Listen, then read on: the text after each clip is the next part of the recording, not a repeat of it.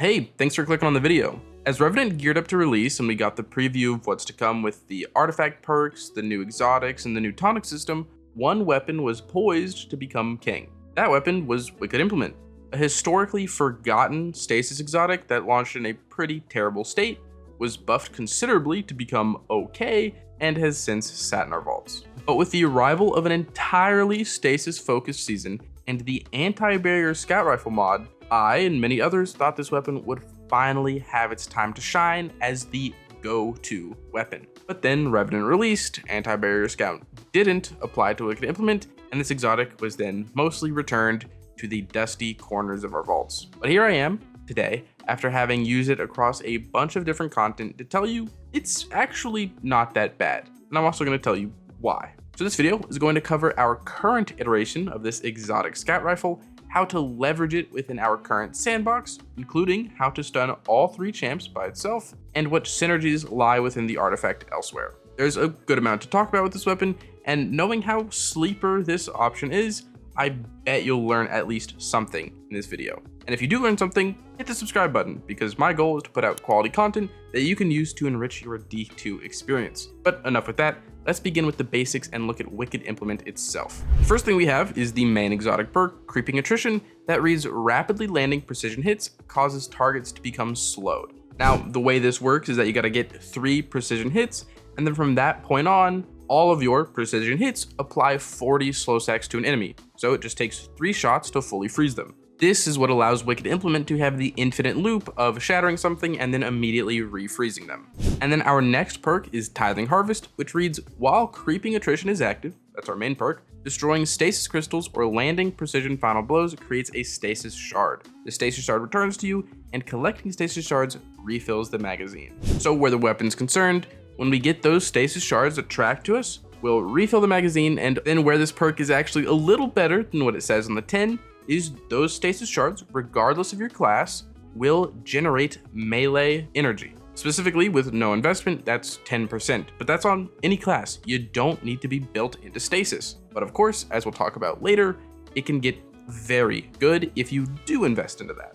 And then the third and final part of the exotic is its catalyst, which gives it Headstone, which is extremely good with the synergy of Tithing Harvest, and it also causes stasis shards to give you a +5 ammo overflow every time you pick one up to double capacity. So the catalyst is pretty much a must-have for this weapon. It makes it feel so much better, and that Headstone synergy is just really, really important. I can't understate that enough. But that's our quick overview of Wicked Implement. Now the question is, how does it actually fare within our loadouts? Well, a couple of things to note is that its damage is kinda low. When compared to pulse rifles and other popular exotic primaries, Wicked Implement doesn't hit nearly as hard. That's just a fact. But it does have really good utility. Slows and freezes after just 6 shots gives Wicked Implement the ability to dish out some really good CC from scout rifle ranges and in a relatively quick window. But as its main draw is CC, the crowd control, and anti-champ capabilities, which I'll touch on in just a second, it actually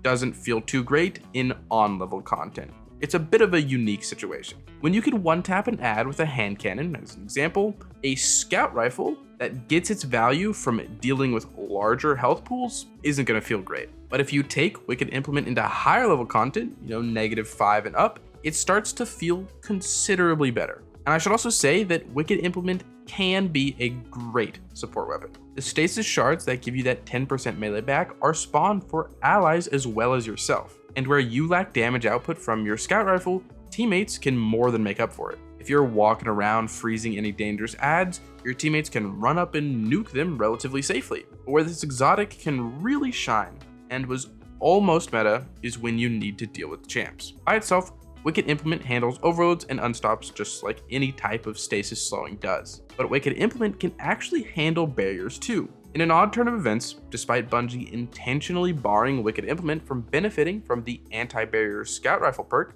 it can still be anti-barrier with Radiant. As you can see here, it's got the anti-barrier symbol on it. So that means if you're on Solar or Prismatic or running an exotic like Rain of Fire that gives you Radiant, you can stun all 3 champs with this one weapon. Granted, it's nowhere near as easy as it could have been. And then the next big thing for Wicked Implement is the artifact. I'm sure we all saw this coming, but a stasis weapon works pretty damn well with a stasis artifact. So here in the artifact, of course, we can't use anti-rare scout rifle, but there is just so much synergy. The first one that directly synergizes with Wicked Implement is Wind Chill, where we can get rapid stasis weapon precision hits to get frost armor.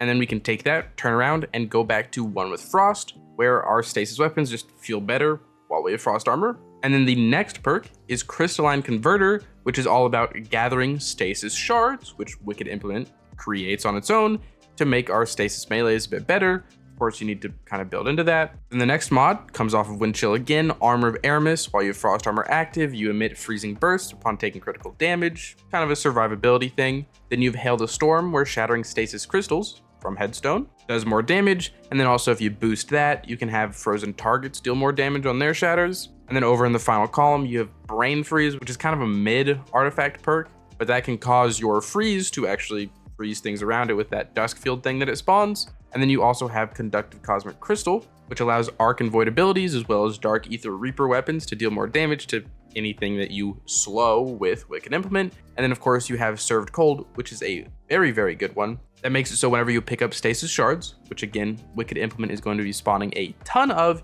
you get class ability as well. So if there were two mods that I would really have on whenever you have Wicked Implement equipped, it would be Served Cold to double down on ability regeneration with those shards, and Wind Chill because frost armor is free DR and you're already using a precision stasis weapon. And then lastly, as you might have been able to surmise, there is a great amount of build potential with this exotic scout rifle. I made a build for my stasis hunters, which should actually be my next video, so stick around if you want to see that. But that build makes use of Wicked Implement for actual infinite melees, but not just for you, but for your team as well. But even outside of a stasis build, stasis shards on any class is an intriguing proposition.